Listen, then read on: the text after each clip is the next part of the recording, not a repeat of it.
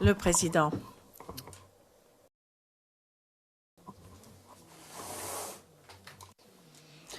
Bonjour également à la greffière d'audience sur les lieux.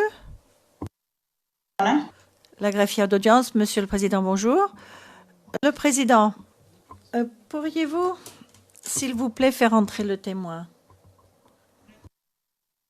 La greffière sur les lieux, bien sûr, Monsieur le Président.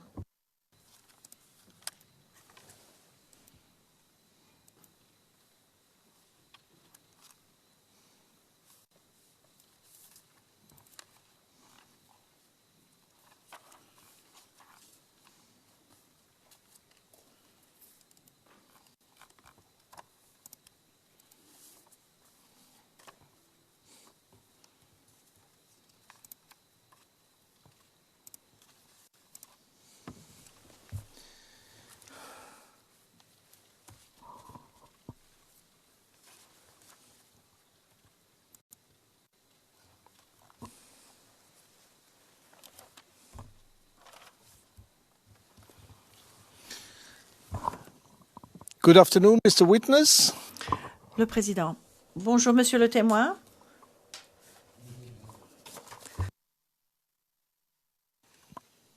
The madam is the interpreter.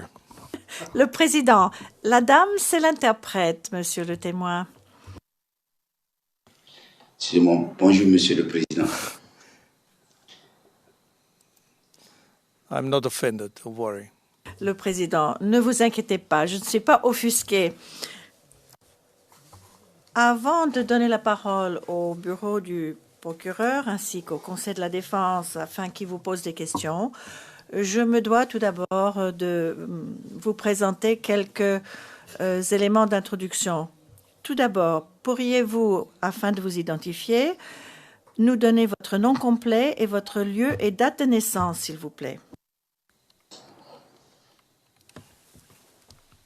Je m'appelle Doucouré Ladji.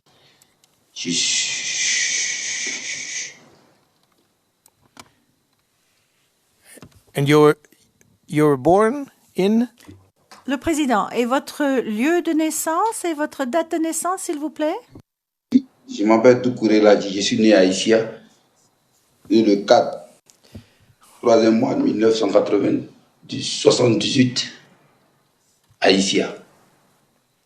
Your Honor, the Court of... La greffière d'audience sur les lieux.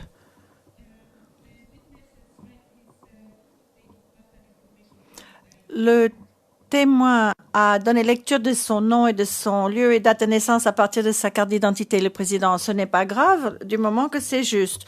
Vous êtes né, si je comprends bien, le 4 mars 1978 à Issia. C'est bien exact? Issia, okay. Which is in Côte d'Ivoire? Oui. Le Président, c'est en Côte d'Ivoire. You're an Ivorian citizen?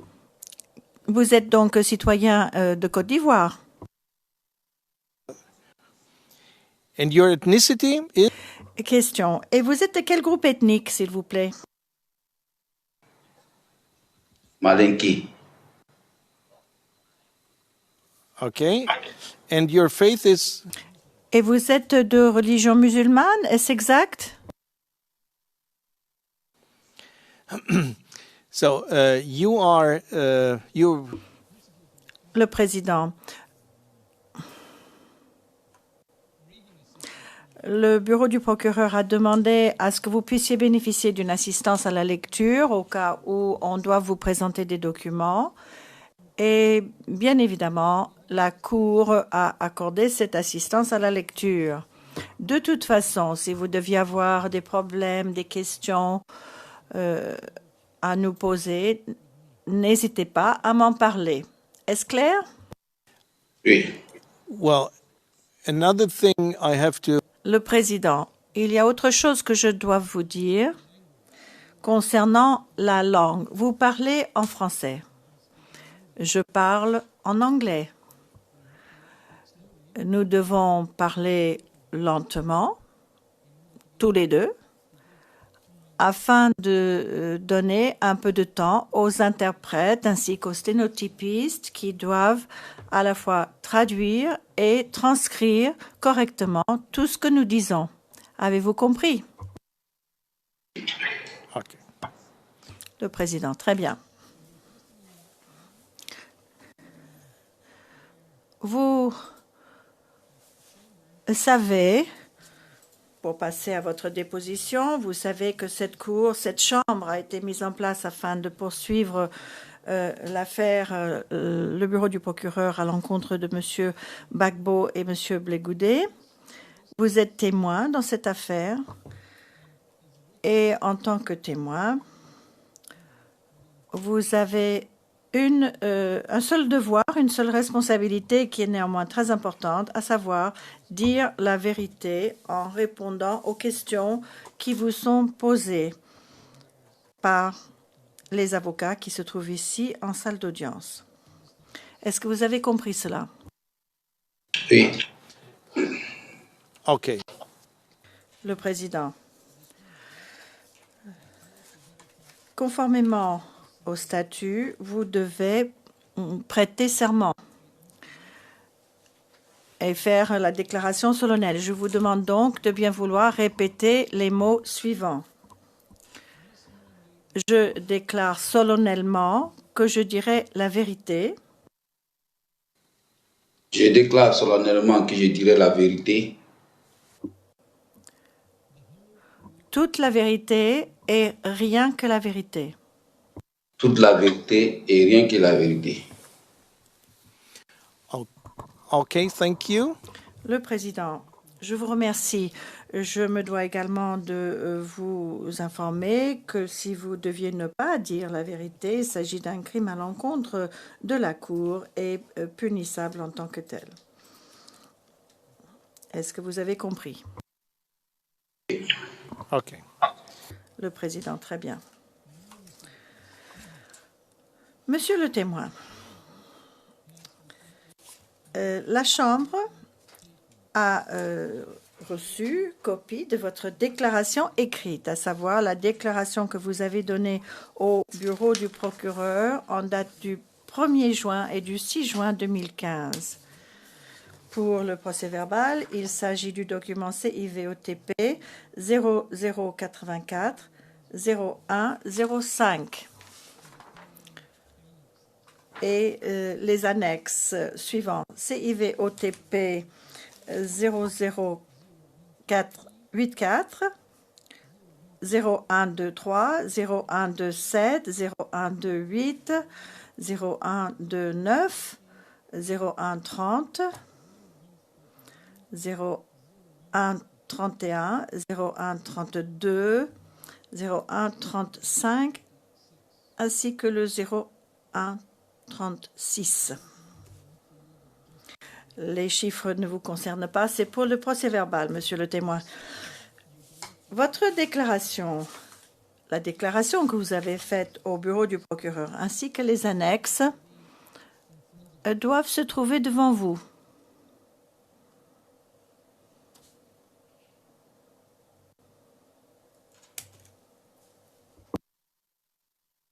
In front of you. Avez-vous ces documents sous les yeux? Oui. Okay. So you Le président, très bien. Donc, vous confirmez qu'il s'agit de la déclaration que vous avez donnée au bureau du procureur ainsi que les annexes qui correspondent à cette déclaration.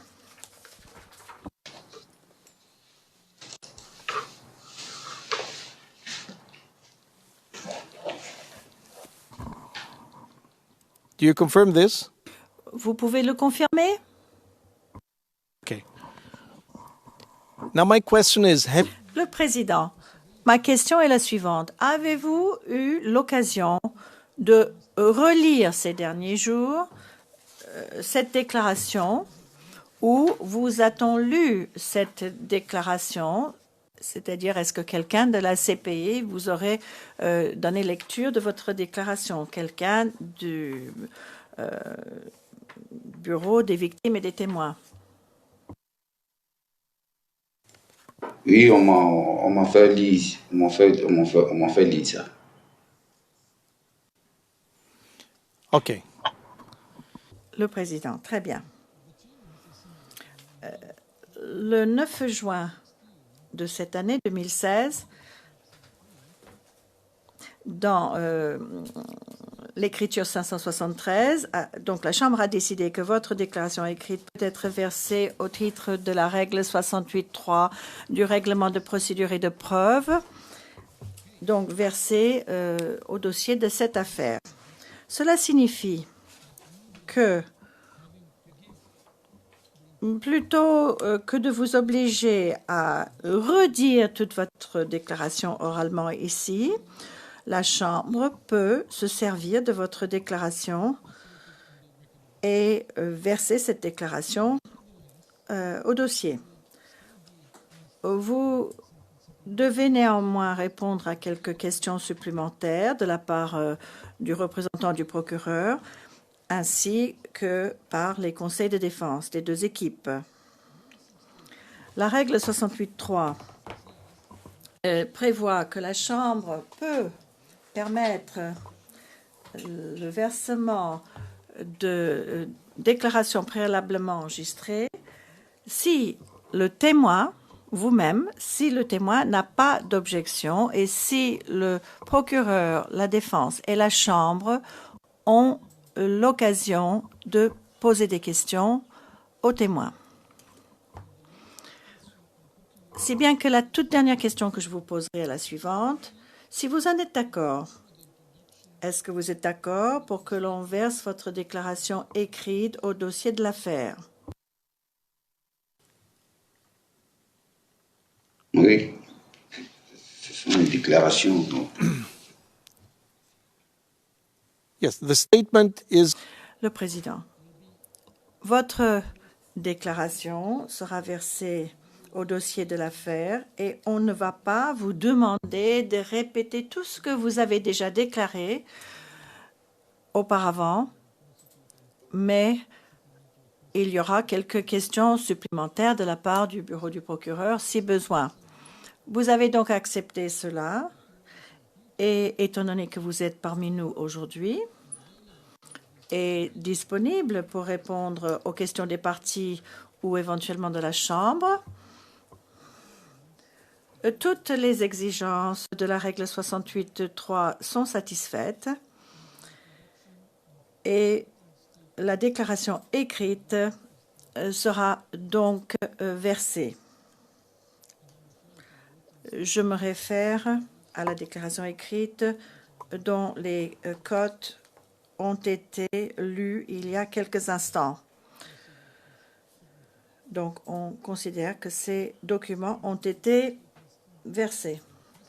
Monsieur le témoin, nous allons commencer par les questions du côté du bureau du procureur. Est-ce que tout va bien, monsieur le témoin? Et tout va bien. okay. Le président, très bien. Très bien. Je donne la parole au bureau du procureur. Bonjour, Monsieur le Président, Monsieur et Madame les juges. Bonjour, Monsieur le témoin. Bonjour, madame. Alors, je m'appelle Florie Huc, je représente le bureau du procureur. On s'est rencontrés brièvement il y a quelques jours. Oui. Alors, comme l'a expliqué Monsieur le Président, votre déclaration a été soumise au dossier. Alors, je ne vais pas vous faire répéter ce qu'il y a déjà inscrit dans votre déclaration, mais je vais vous poser 2 questions supplémentaires. Ce sera très très court. Si une de mes questions n'est pas claire, vous me le dites et je la reformule. Est-ce que ça vous convient? Oui. Très bien. Alors, par rapport à la déclaration qui vient d'être versée au dossier, j'aimerais savoir, selon votre connaissance, est-ce que le contenu de cette déclaration est vrai? Oui. Merci. Alors, dans cette déclaration, vous expliquez les circonstances de la mort de votre frère. Oui. Et au paragraphe 46, notamment de la déclaration, vous mentionnez que vous avez trouvé le corps de votre frère au carrefour Makassi. Oui. Alors ma question est la suivante. Où est-ce que se trouve, dans quel quartier se trouve le carrefour Makassi? Le carrefour Makassi se trouve à Williamsville, dans le quartier de Williamsville.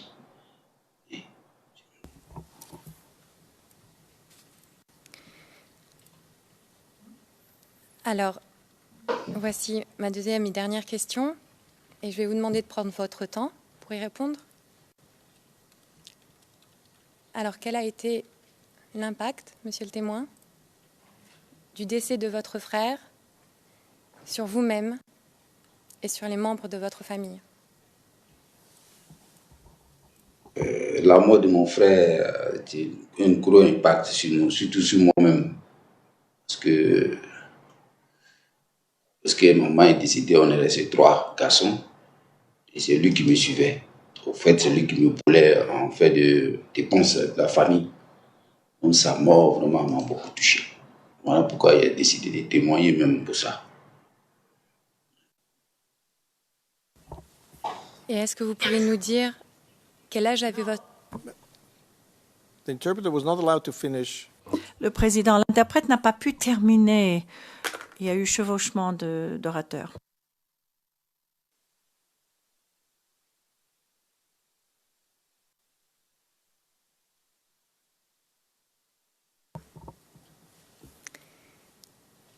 Alors, excusez-moi, il faut que je fasse attention à laisser le temps aux interprètes pour faire leur travail. Alors, ma question, c'était quel âge avait votre frère quand il est mort? Mon frère est né en 1986. 86, ou même de 2011 à 86, vous pouvez essayer de voir comment ça peut ça.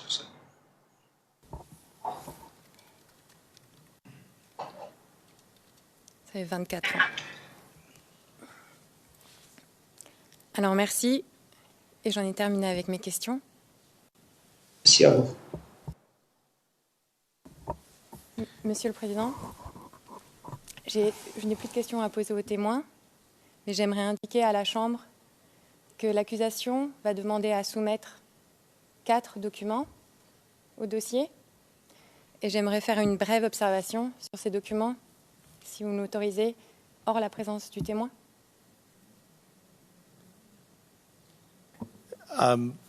Why?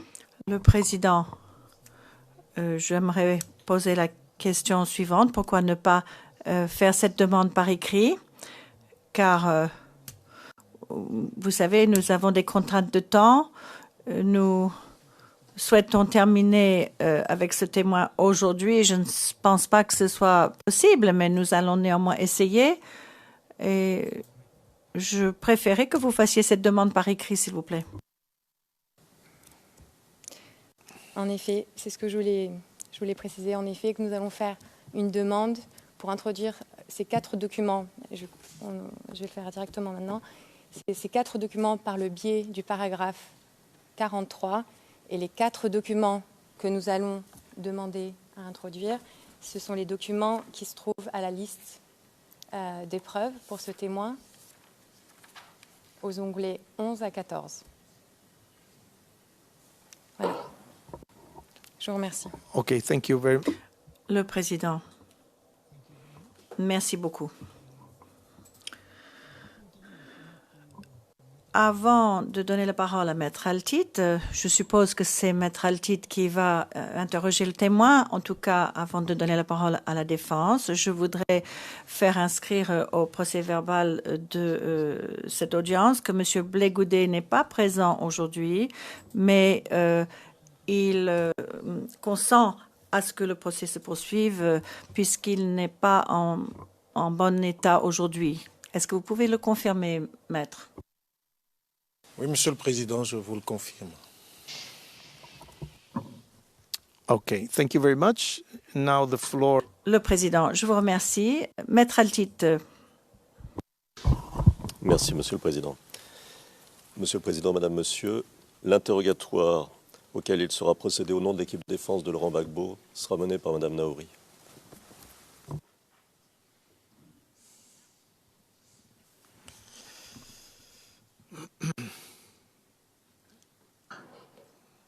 Thank you. Le président, merci beaucoup. Madame Naouri. Madame Naouri, vous pouvez commencer. Merci, Monsieur le Président.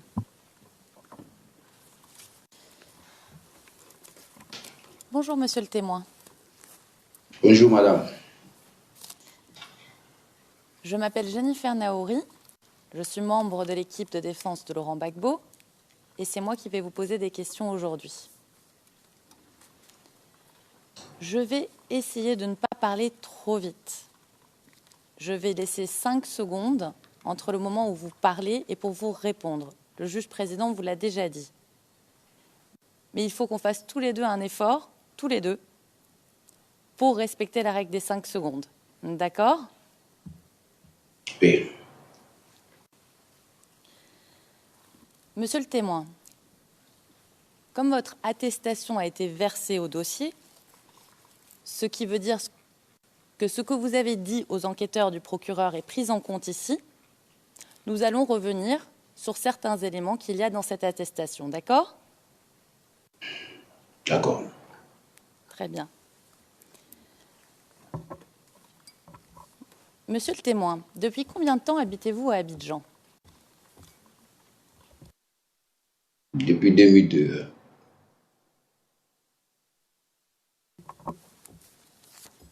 D'accord. Et vous êtes taxi, n'est-ce pas ? Oui. Taxi compteur, c'est bien ça ? Oui. Et pour quelle compagnie travaillez-vous ? Privé. Est-ce que vous Je travaille pouvez... pour le privé. Je travaille pour le privé. D'accord. Donc vous avez un patron, c'est bien ça ? Oui.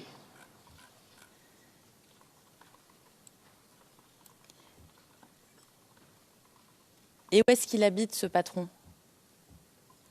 Mon patron habite à Djamé. D'accord. Et dans quel quartier vous faites habituellement le taxi ?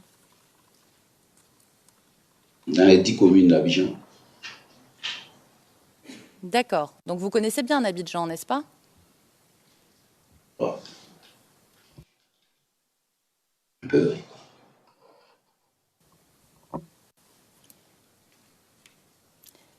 Et votre frère, depuis quand habitait-il à Abidjan ? Mon frère est venu à Abidjan en 2009, 2008, 2009, 2010.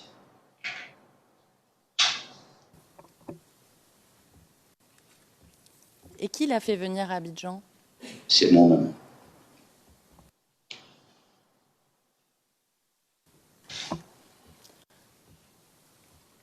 Quand il est arrivé à Abidjan, il habitait chez vous ? Oui, dans un premier temps.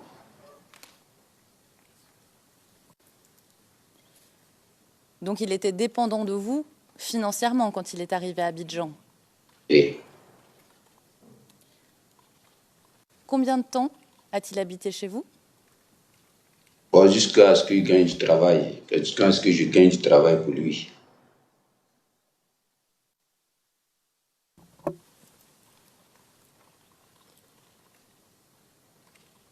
C'est vous qui lui avez trouvé du travail, c'est bien ça ? Et Où ça ? à Trècheville, chez les Marocains qui vendent des meubles de maison.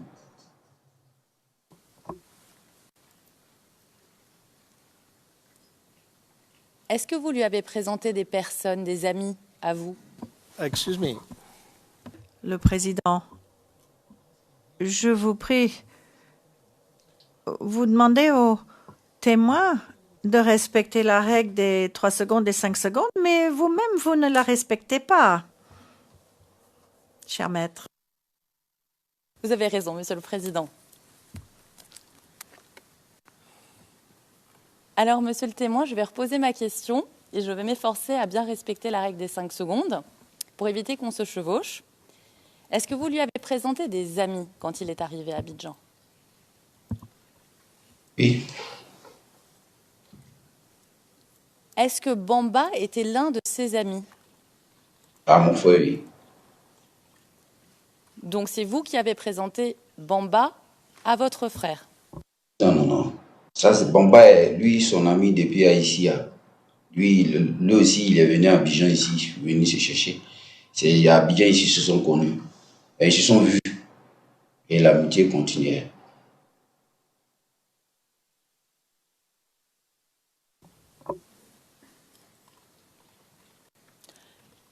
Donc, vous nous dites que M. Bamba est aussi originaire d'Issia, c'est bien ça? Oui. Et vous le connaissez bien, M. Bamba, n'est-ce pas? Bon, je le connais bien, mais pas trop. C'est l'ami à mon frère. Bon, il n'y a pas trop de connaissances entre moi et lui.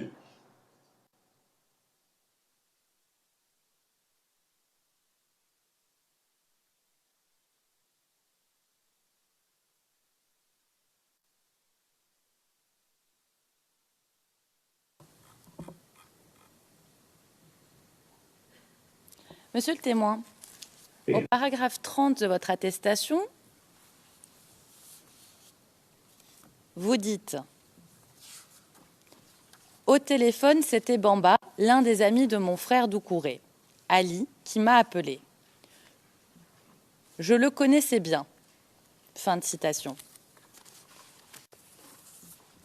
Monsieur Bamba, il avait votre numéro de téléphone, n'est-ce pas? Et Donc on peut dire que vous vous connaissiez bien et que vous étiez en contact. Est-ce qu'on peut dire ça? puisque mon frère avait un portable qui est mon numéro est mentionné, et c'est l'ami de mon frère, et je le connais, je connais. D'accord.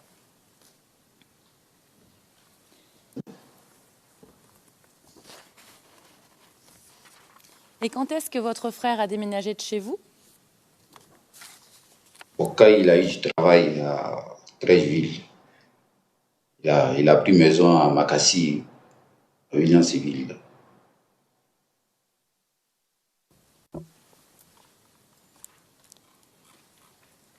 Et est-ce que Bamba et Ibrahim vivaient dans la même cour commune que votre frère? C'est avec Ibrahim il vivait. D'accord. Et c'est votre frère biologique, n'est-ce pas? Ibrahim, Ali, Oui, Ali. oui, c'est mon frère biologique.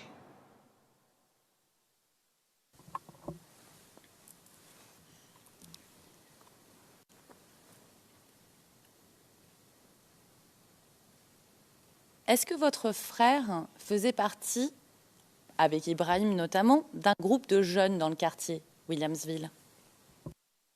Non,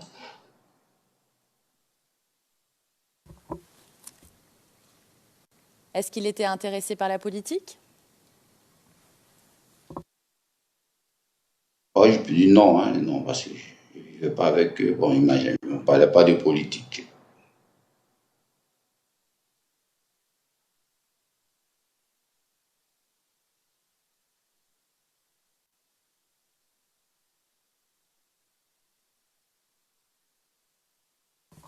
Monsieur le témoin, au paragraphe 17 de votre attestation, vous dites, en parlant de votre frère, il habitait à Williamsville et il est né le 25 mai 1986. Mon petit frère, en tout cas, n'aimait pas Gbagbo. Il était vraiment RDR et il avait la carte de membre du parti. Fin de citation. Est-ce que c'est correct ce que je viens de lire? Ben, la carte,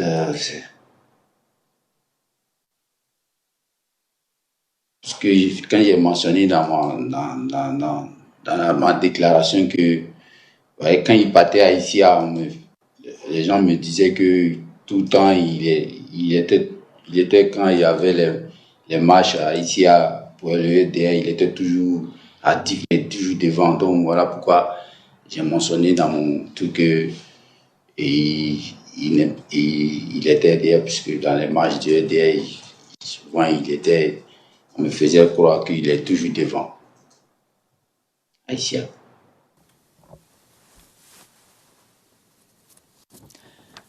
Donc vous nous dites que votre frère participait à des marches RDR à Issia, c'est bien ça? Et qu'il était toujours devant? Oui. Mais dans le paragraphe que je viens de vous lire, vous dites que votre frère était vraiment RDR et qu'il avait la carte de membre du parti. Vous avez dit ça aux enquêteurs du bureau du procureur et vous avez relu votre attestation.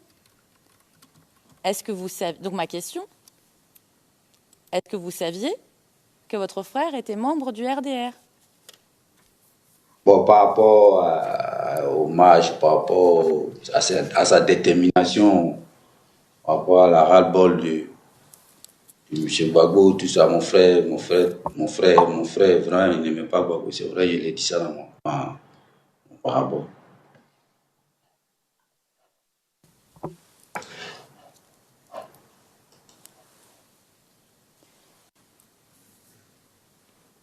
Quand vous dites qu'il était déterminé, sa détermination, qu'est-ce que vous voulez dire, monsieur le témoin? Bon, je veux dire quoi, par exemple? Je veux dire, bon, quand il était à ICIA, on me disait que mon frère, à chaque meeting, il disait mon frère parmi, il restait pas à la maison, il sortait. Bon. Et par lui-même, j'ai dit aussi souvent quand on causait, bon, il savait qu'il était déterminé.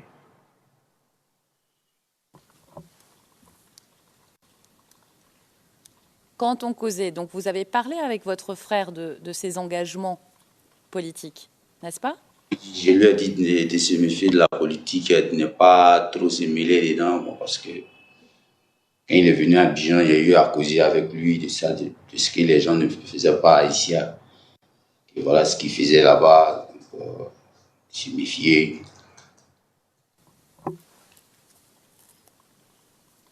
D'accord. Et est-ce qu'il a eu des difficultés avec les autorités à Issia? Est-ce que c'est pour ça qu'il est parti?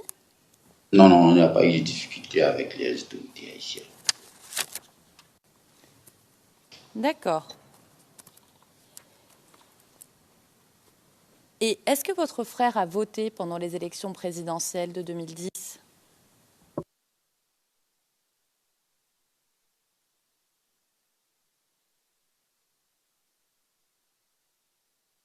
Oui.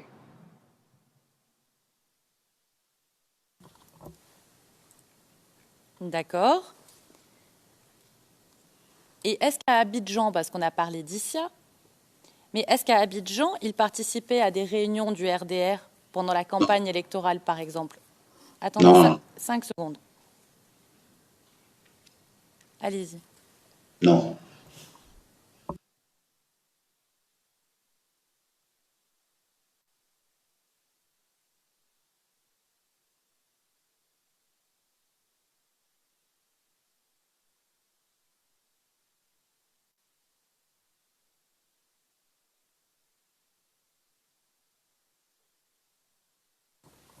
D'accord. Monsieur le témoin, je vais vous lire un paragraphe de votre attestation. C'est le paragraphe 18, où vous dites « J'ai montré aux enquêteurs les 2 pièces d'identité de mon frère Doucouré Ali, son passeport et sa carte nationale d'identité, ainsi qu'une photo où il figurait avec un ami. » Est-ce que vous vous en souvenez d'avoir dit ça? Oui.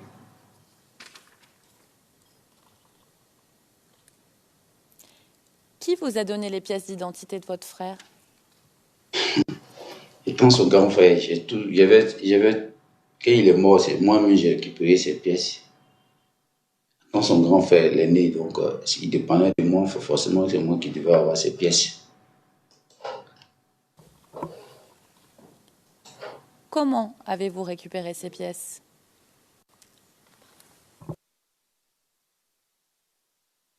Comment?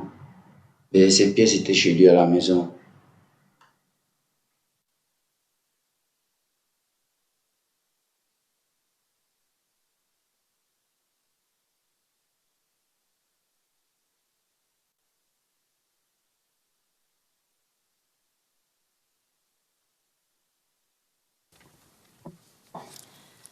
Monsieur le témoin, au paragraphe 41 de votre attestation, vous dites « Ibrahim m'a remis la carte d'identité de mon frère. Avant que j'arrive, les gens avaient déjà palpé et l'avaient trouvé dans son sac. Est-ce que c'est correct? » Moi. Au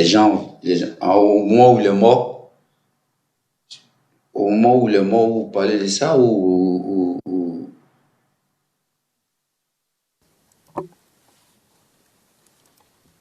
Moi, j'essaie de comprendre comment vous avez obtenu les pièces d'identité de votre frère. Vous nous avez dit, que vous les aviez trouvées chez lui. Et j'essaye de clarifier, puisque vous avez dit au paragraphe 41 qu'Ibrahim vous aurait remis la carte d'identité de votre frère. Donc je vous demande de nous clarifier la situation, si vous voulez bien. Bon, pour la pièce d'identité, ça, le jour où il est mort, la pièce d'identité était sur lui. Mais c'est le passeport, j'ai trouvé à la maison. C'est la pièce d'identité, on m'a remis le jour où il est mort sur le terrain. Ah. D'accord. Et votre frère n'avait rien d'autre sur lui ce jour-là?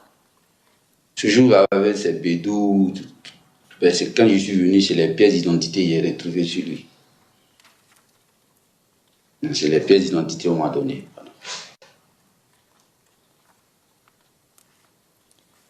Et qu'est-ce qu'il est advenu du sac qu'Ibrahim a retrouvé? Le sac est trouvé à la maison. Le sac n'était pas où il est mort. D'accord. Est-ce que vous avez conservé ces pièces d'identité? Vous les avez toujours? Oui, même où je suis là, j'ai ces pièces d'identité. Où je suis assis ici. D'accord. Si tu veux, je te montre ces pièces d'identité. Non, je vous fais confiance, monsieur le témoin, il n'y a pas de problème. Est-ce que vous avez montré ces pièces d'identité à d'autres personnes? Par exemple, nous savons que c'est l'annexe 2, ou 1, pardon. C'est la première annexe à votre attestation ici. Vous l'avez montré au bureau du procureur. Est-ce que vous avez montré ces pièces d'identité à quelqu'un d'autre? Ces pièces d'identité, oui. Mes amis, souvent, quand mes amis viennent causer, souvent je montre à mes amis, je dis, voilà mon frère qui est mort, voilà ces pièces d'identité. Et moi-même, je les conservé. D'accord.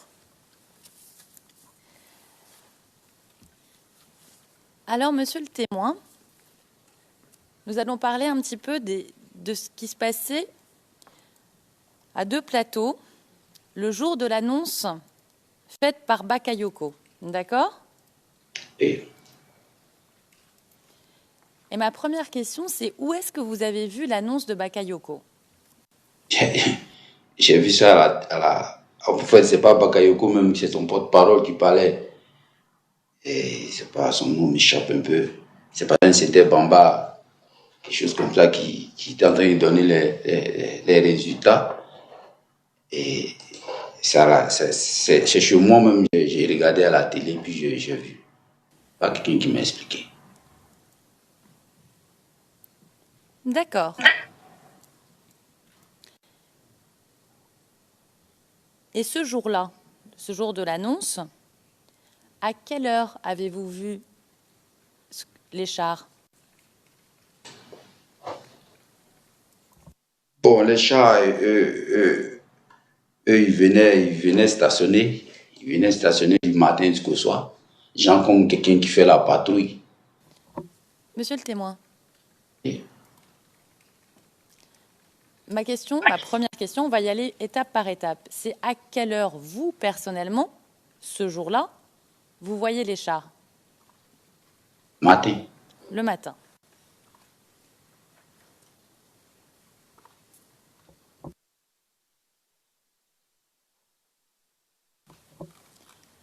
Monsieur le Président, nous allons poser quelques questions précises sur le lieu où habite le témoin. Donc je suis entre vos mains pour savoir si on doit passer en huis clos partiel ou pas.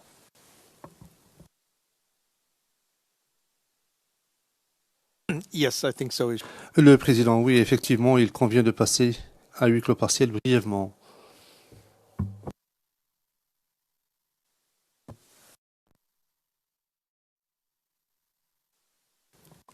Merci, Monsieur le Président. Alors, Monsieur le témoin, ce jour-là, le jour de l'annonce de Bakayoko, combien de chars avez-vous vu? il y a eu 2. De quelle couleur? Il y avait couleur treillis, il y avait couleur bleue.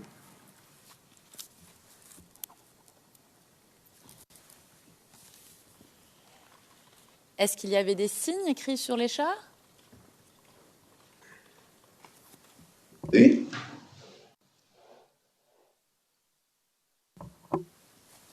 Lesquels? bon, ce qui était bleu avait un signe de la gendarmerie.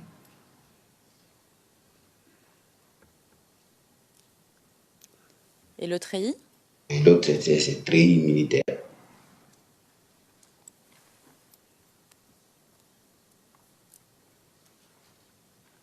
Et d'où vous étiez, vous pouviez lire ce qu'il y avait écrit sur les chars, c'est ce que vous nous dites? Oui, oui.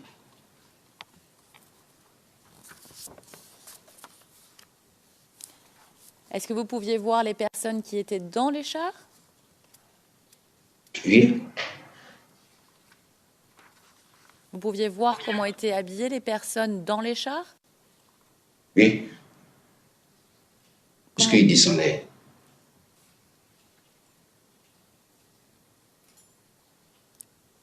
Combien étaient-ils? 7 à 8 personnes comme ça. Et comment étaient-ils habillés? Noir, Tous en noir. oui. D'accord. Tout.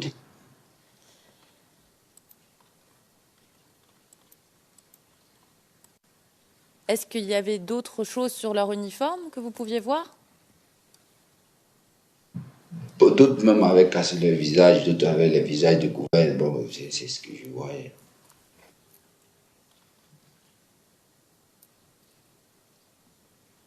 Est-ce que vous avez vu des macarons? Oui, D'accord.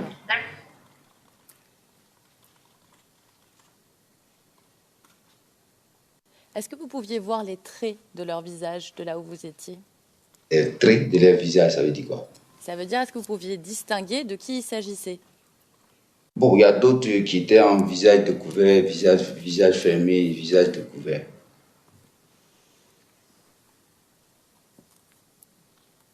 Monsieur le témoin, combien de temps avez-vous passé à observer ces chars? Combien de temps? Oui. Parce que les chars venaient stationner là. Et ils font face sur Abobo. Parce qu'ils passaient pratiquement toute la journée là. Et après, ils s'en vont. Gens comme des gens qui font la patrouille. Est-ce que je vous ai dit? Monsieur le témoin, ma question, c'est vous, personnellement, combien de Oui. temps vous avez observé ces chars ce jour-là? Bon, ce jour-là, personne n'est sorti. Donc, ces chars étaient stationnés là du matin jusqu'au soir. Et vous étiez devant chez vous du matin jusqu'au soir à les observer, c'est ce que vous nous dites? Oui. Et est-ce que les personnes dans les chars pouvaient vous voir? Bon, ils peuvent me voir parce que de là-bas aussi, tu regardes sur la côte paillée. Ils veulent me voir, mais ils n'ont pas pris des trucs pour me voir, et des loupes, genre, eux, ils ne peuvent pas me voir, mais moi, je peux les voir. D'accord.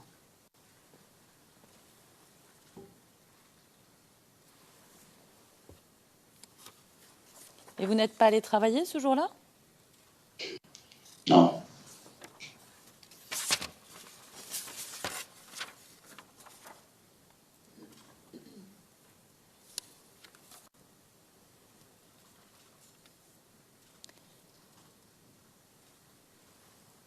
Monsieur le témoin, Oui.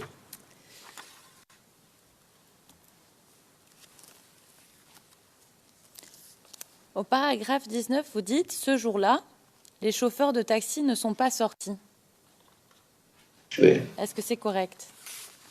Correct. Qui a donné le mot d'ordre de ne pas sortir ce jour-là? Ce jour-là, il ne s'agit pas de donner mot d'ordre parce que d'abord, la ville était pleine de corps habillés. Bon, la ville était paralysée. Pour quelqu'un qui veut travailler, peut-être que c'est sa mort, il s'en va chercher. Sinon, voyant la ville paralysée, des corps habillés partout, tu vas prendre ta voiture pour aller travailler. C'est que tu veux pas ta vie, on dirait.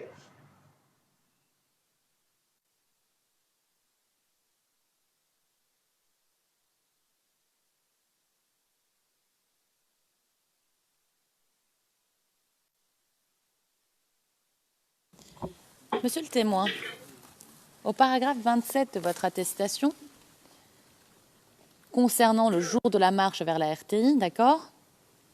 Vous dites, et je cite, « Je savais que la marche aurait lieu. On avait entendu l'appel à marcher 2 jours avant.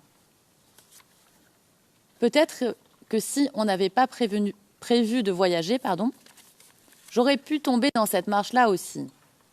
D'ailleurs, j'avais appliqué le mot d'ordre du président des syndicats des chauffeurs qui appelait tous les taxis à garer le taxi le même jeudi en protestation. » Fin de citation. Est-ce que c'est correct?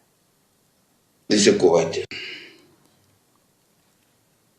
Donc je vous repose la question. Le jour de l'annonce de Bakayoko, est-ce que vous avez reçu un mot d'ordre du syndicat des chauffeurs de taxi? Oui. D'accord. Donc les taxis ne circulaient pas ce jour-là à Abidjan, c'est bien ça? Aucune voiture ne circulait même. Pas de taxi seulement. D'accord. Monsieur le témoin, comment avez-vous appris qu'il y allait avoir une marche le 16 décembre vers la RTI? Bon, ça, j'ai attendu ça à la radio puis à la télé, puisque après les annonces de la RTI, après les annonces, le pouvoir qui avait gagné se tranchait toujours au Golfe. Souvent, il y a TCI, souvent la RTI. Donc, ça, on ne comprenait plus rien. Donc, j'ai attendu ça à la télé que non, ce jour-là, ils vont aller installer le directeur de la RTI. Qui a dit ça? Les partisans du RDR.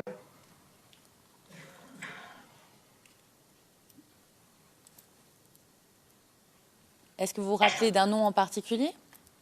Hmm? Est-ce que vous vous rappelez d'un nom en particulier? Bon, si je me rappelle des noms, je me rappelle des noms. Dites-nous. C'est ça, tu vas connaître. Ce jour-là, c'est monsieur Soro Guillaume qui a donné ce mot d'ordre à ce jour-là.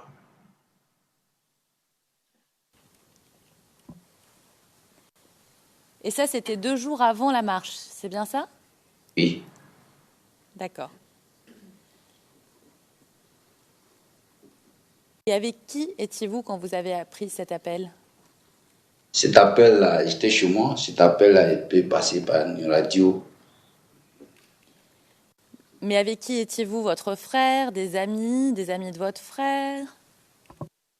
Bon, j'étais au quartier, hein. J'étais au quartier.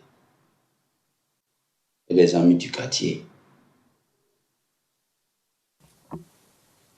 Vous étiez nombreux? Oui, puisque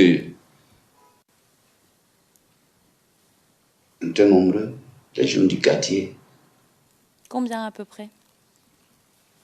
Oh, puisque ce jour-là, c'est le soir. Et les gens du quartier, je ne peux pas compter, en tout cas, on était nombreux. Mais vous pouvez faire une estimation, 50 personnes, 100 personnes? Un quartier qui rentre de un quartier le soir, c'est plus que 50 personnes. Un quartier le soir où les gens sont entassés dans le quartier, c'est plus que 100 personnes, mais c'est plus que 50 personnes. D'accord. Et votre frère était là ou pas? Bon, mon frère est au travail. Ce qui doit pas être moi.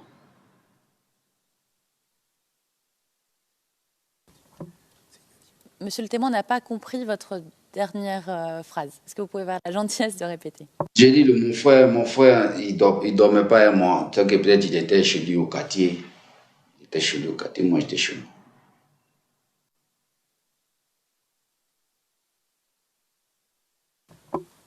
Est-ce que votre frère vous a parlé de cet appel vers la marche? Non, j'ai pas eu à discuter de ça avec mon frère. C'est de voyages qu'on a dû à discuter.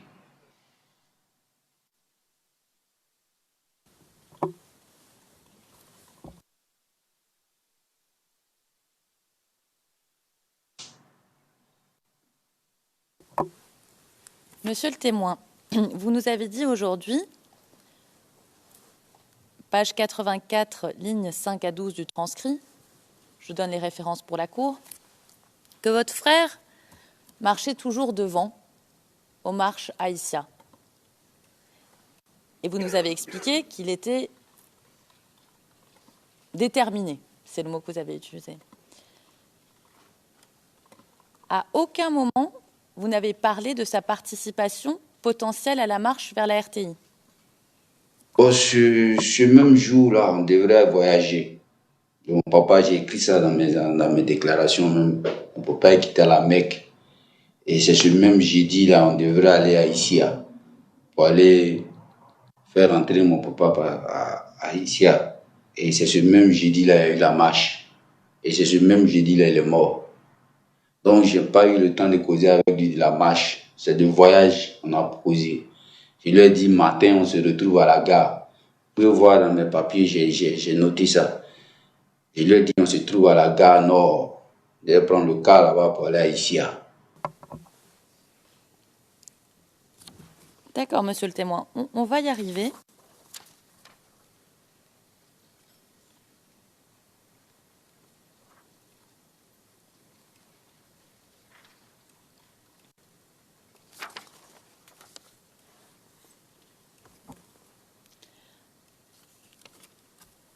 La veille de la marche, vous avez vu votre frère, n'est-ce pas? Oui.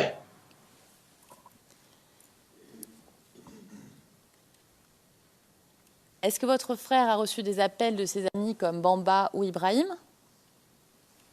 Non, mon frère n'a pas eu d'appel puisque quand il est quitté chez moi, il est quitté au travail, il est venu manger chez moi.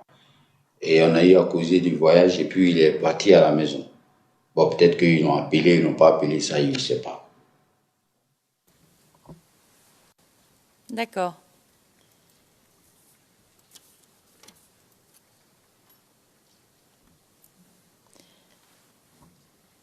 Et vous ne lui avez pas demandé ce soir-là s'il allait participer à la marche? Tout ce que je lui ai dit, on se retrouve à la gare Nord, qu'il ne faudrait pas que je vais arriver là-bas puis je ne vais pas le voir. Et il m'a promis que sans doute il va venir là-bas. C'est ce qu'on s'est dit.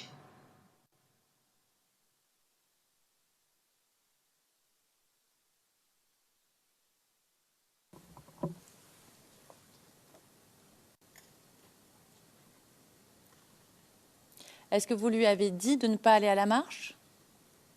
Puis, je lui ai dit qu'on doit voyager, que c'est nous, on attend à Issia. Donc, de grâce, on se trouve à la gare Nord à partir de 9h, 10h. Et il m'a promis qu'il serait là-bas. D'accord.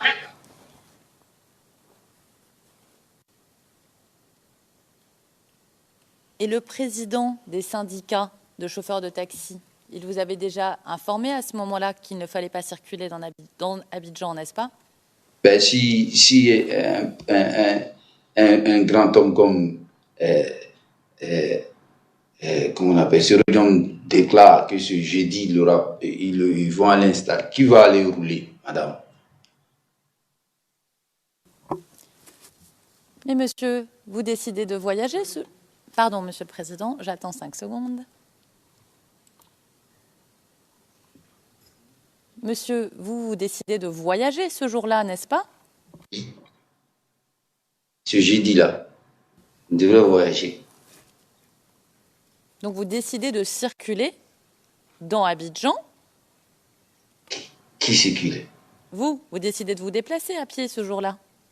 Eh bien, pour aller à Issia, c'est pas pour aller à Cocody, c'est pas pour aller à Angers. C'est juste prendre le car pour sortir hors d'Abidjan.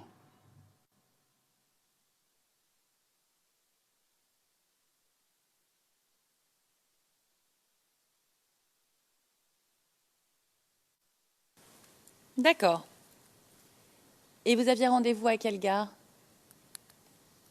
À Gare Nord, non loin de la gare de bus. Et à quelle heure vous aviez rendez-vous? 10h, 9h, voilà.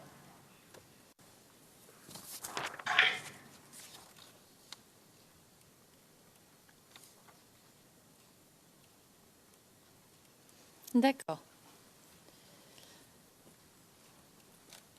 Alors revenons, parce que là on parlait du rendez-vous avec votre frère, mais on va revenir un tout petit peu en arrière chronologiquement. Toujours le jour de la marche.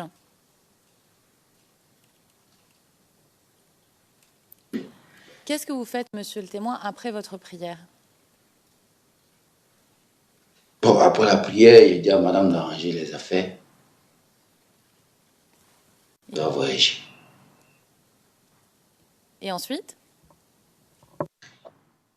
Et c'est là on a arrangé les affaires. On a pris les bagages, on a pris les sacs. On est quitté à la maison maintenant pour aller vers la gare Nord. On est descendu jusqu'au goudron. Et avant d'arriver au goudron, Oui, potable. on va y venir.